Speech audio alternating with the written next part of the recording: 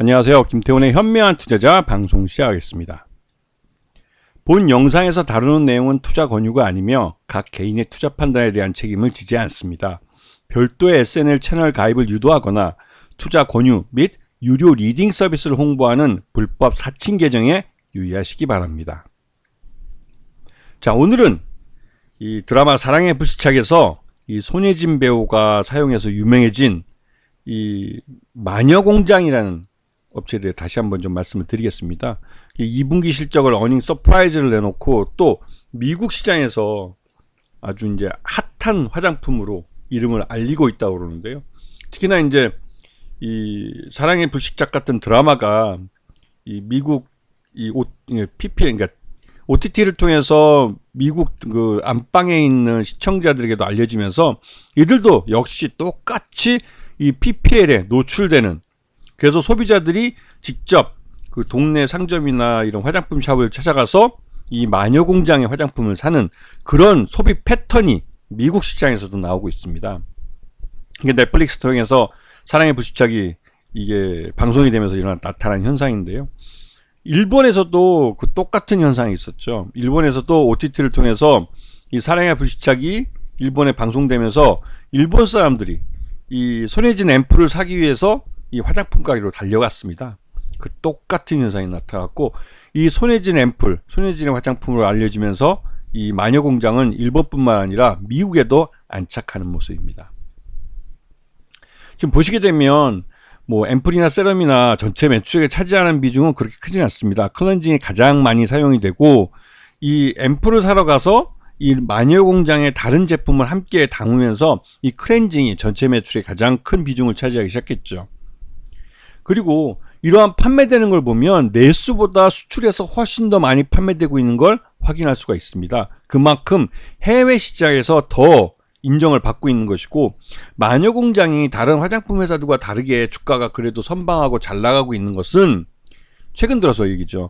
국내 경기가 침체해서 다른 내수 시장을 중심으로 하는 화장품 회사들은 실적들이 다 죽을 쓰고 있지만, 마녀공장은 해외 시장에서 더 많은 매출을 올리고 있기 때문에 이런 국내 시장의 경기 침체에 대해서는 좀 한 발 벗어날 수 있는 그런 여유가 있는 것이죠.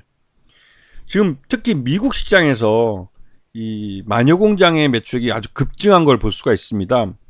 그만큼 이 미국 시장의 그 영업력을 집중하고 있고, 또 미국의 다양한 판매 채널을 마녀공장이 이제 늘려가면서, 그러면서 당연히 이제 그 실적이 높아진 거죠. 특히나 이 코스트코는 미국 모든 주에 다 있고 북미, 캐나다에도 있는 그런 상황입니다. 그래서 코스트코에 입점한 것은 그 대단한, 그것도 온라인이 아니라 오프라인에 입점한 것은 이 마녀공장 화장품의 수요를, 그 매출을 더 많이 높여줄 수 있는 하나의 디딤돌이 돼준 것이죠. 그리고 얼타뷰티에 대한 입점도, 이것도 이제 좀 뒤에 가서 말씀을 드리겠지만, 이 얼타뷰티에 대한 입점도 이 마녀공장의 기업 가치를 끌어올리는 그런 주요한 요인이 됐습니다. 지금 연결 포괄 손익계산서를 보시게 되면 매출 외형뿐만 아니라 영업이익이나 당기순이익 모두 급증하고 있는 걸 볼 수가 있습니다. 그만큼 국내뿐만 아니라 해외에서도 매출이 꾸준히 늘고 있고, 해외에서 우리 그 마녀공장의 화장품을 사용해본 분들은 이 화장품 종주국인 한국으로 날라와서, 한국에 여행을 와서 한국에서도 마녀공장을 미국에서 훨씬 더 싼 값에 쓸어간다는 말이 표현이 맞을 만큼 그 왕창 대량 구매를 해가고 있죠. 그래서 국내 내수 시장에서 팔리고 있는 마녀공장도 내국인보다 외국인이 더 많이 사간다는 우스갯소리가 있을만 합니다. 그만큼 마녀공장이 시장 대응을 잘한 거죠. 지금 마녀공장은 최대주 LMP 코스메틱이라는 데가 51.87%를 갖고 있는데, 올해 들어와서 주기차게 지분을 매도하고 있습니다. 이게 그러면서 이제 이 그 마녀공장의 가장 큰 주가의 발목은 최대주주의 매도다, 이런 말이 나올 정도로 최대주주의 그 주식 매도가 이 주가 상승의 걸림돌로 작용하고 있는데, 이제 51.87%까지 줄었기 때문에 이제 50%가 넘어가면 경영권에서도 리스크가 있기 때문에 이 마녀공장은 이 50%대 51.87%에서 이제 매도를 멈추지 않을까라는 좀 작은 희망들을 투자자들은 갖고 있는 상황이죠.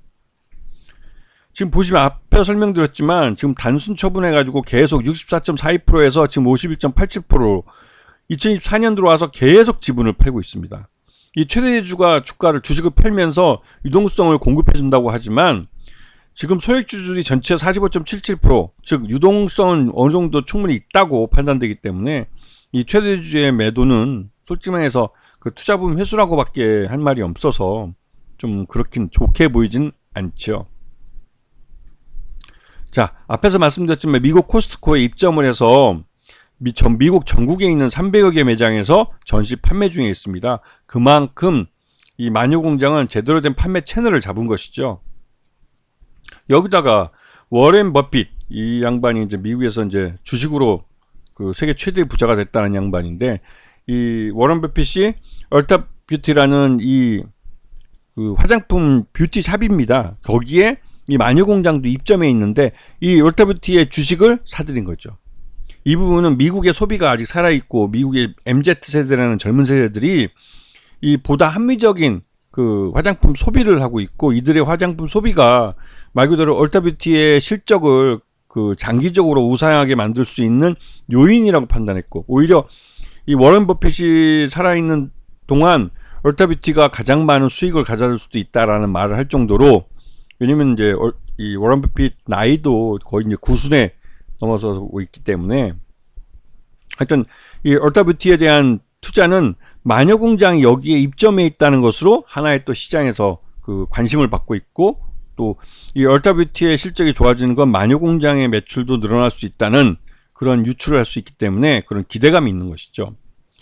자, 그래서 지금 마녀공장은 올해 들어와서 최대주주의 지분 매각으로 좀 어려움을 겪다가 이게 지난 5월 이후로 다시 이제 좀 반등이 나와주고 있고, 특히나 이 코스트코에 대한, 미국 코스트코에 대한 입점과 캐나다 코스트코에 대한 입점 협상, 그리고 얼타뷰티에 대한 이 워런 버핏의 지분 투자, 이런 것들이 호재로 작용해서 마녀공장 주가를 좀 일부 끌어올리긴 했습니다.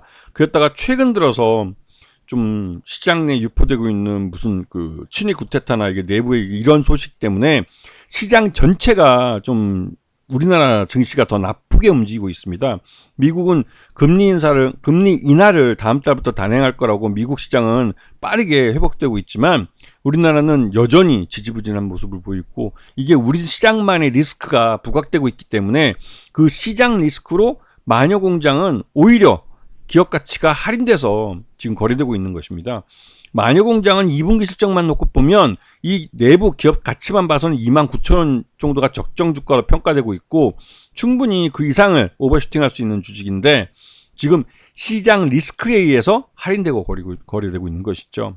그래서 충분히 저점에 다시 한번 관심을 가질만 하고, 앞에서 잠깐 설명드렸지만 최대주주가 더 이상 매각을, 그러니까 주식 지분 매각을 하지 않는다면 마녀공장은 실적대로 주가가 재평가받을 가능성이 큰 종목입니다. 아시겠죠? 자, 오늘 방송 여기서 마치겠습니다. 감사합니다.